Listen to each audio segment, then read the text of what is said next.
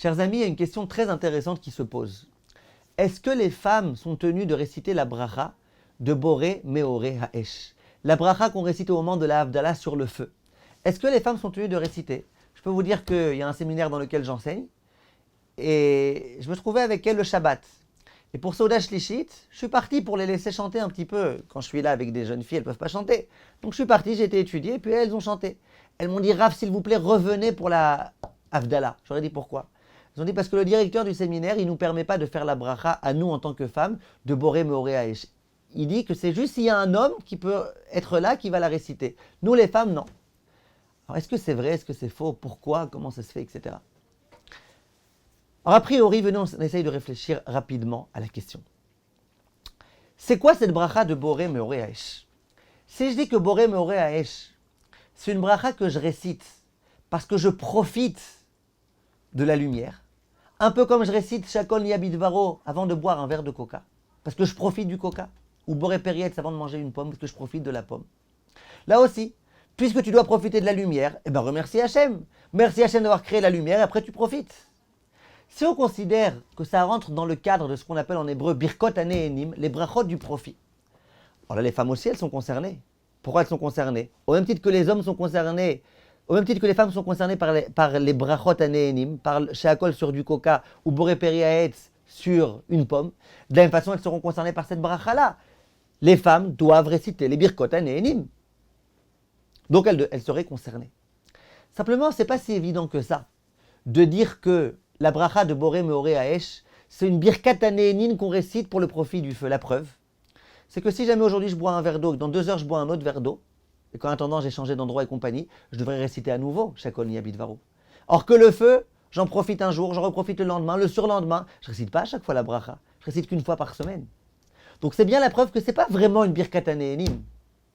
C'est vrai qu'on profite du feu et c'est bien un jour ou un autre de rendre hommage à Kadosh Baruch Hu, mais ça ne rentre pas dans le cadre des birkot hanehenim. Or, si ce n'est pas birkat hanehenim, c'est quoi? C'est une bracha qu'on récite en hommage à Kadosh Baruch Hu? Je veux bien. Mais c'est une bracha qu'on récite en hommage à Kadosh Baruch Hu et qu'on récite que le samedi soir. Parce que attention, si quelqu'un n'a pas fait cette bracha là samedi soir et qui me demande dimanche après-midi est-ce qu'il peut la faire ou lundi soir, je lui dirai non. Donc c'est une bracha qui est liée au temps, puisqu'elle est liée au samedi soir.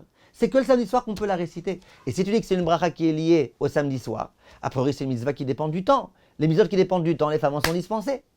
Donc qu'est-ce qu'on va dire? Elles sont tenues ou elles ne sont pas tenues? Bien le Chafetz Chaim, il dit, peut-être qu'on pourrait dire autre chose. C'est vrai que c'est une mitzvah qui dépend du temps et que les femmes sont censées en être dispensées. Simplement, comme cette bracha-là, elle fait partie intégrante de la Havdalah, elle a été instituée dans la Havdalah. Or, les femmes sont tenues de réciter la Havdalah, comme on l'avait expliqué dans un cours précédent. Donc, elles sont aussi tenues de réciter cette bracha-là. La Havdalah, c'est un tout. Et les femmes, elles sont concernées par la Havdalah. On avait expliqué pourquoi. Bien que ça dépende du temps, on avait expliqué pourquoi. Zachor, Shamor, écoutez s'il vous plaît le cours d'avant, comme ça vous vous en rappellerez. Donc les femmes sont tenues de réciter la Havdalah. Elles doivent réciter toute la Havdalah, y compris la bracha sur le feu. Comme ça on pourrait dire. Mais ça le Chafetz Chaim il n'aime pas tellement. Pourquoi? Il dit, tu vois bien que c'est pas lié à la Havdalah. La preuve, je vous ai donné tout à l'heure une preuve. Motzei Shabbat, qui tombe à Tisha B'Av. Tu vois bien que tu fais cette bracha là en dehors de la Havdalah. Autre preuve, il écrit que si quelqu'un n'a pas de feu chez lui, c'est pas peine qu'il aille se fatiguer pour trouver du feu, qu'il fasse la Havdalah sans feu. Ensuite il verra du feu, il fera la bracha. C'est pas la peine de se fatiguer à aller chercher du feu. Si quelqu'un n'a pas de vin pour faire la Havdalah, on lui dira fatigue-toi pour trouver du vin. C'est important, c'est ta mitzvah. Si quelqu'un n'a pas de feu, on lui dira c'est pas grave. Pareil pour les herbes, pour les herbes odoriférantes des bessamim. Si quelqu'un n'a pas de bessamim chez lui à la maison, il dira tant pis, ne fais pas. Ta Havdalah elle est valable sans ça.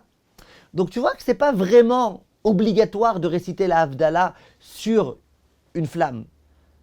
Donc quoi?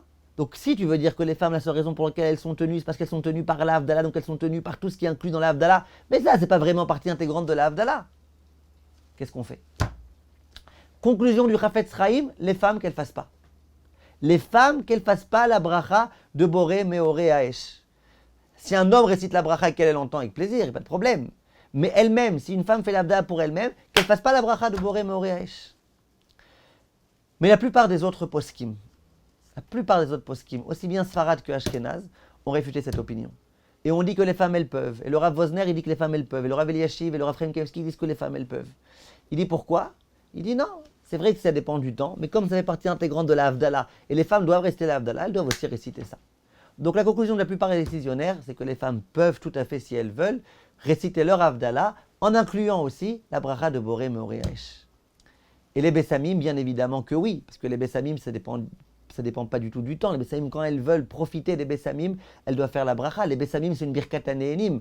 L'herbe odoriférante, c'est une bracha qu'on récite avant de profiter de la senteur de quelque chose. Donc ça, bien sûr qu'elles devront faire si elles veulent sentir les Bessamim. Kol tov, mes chers amis, et on continue la prochaine fois.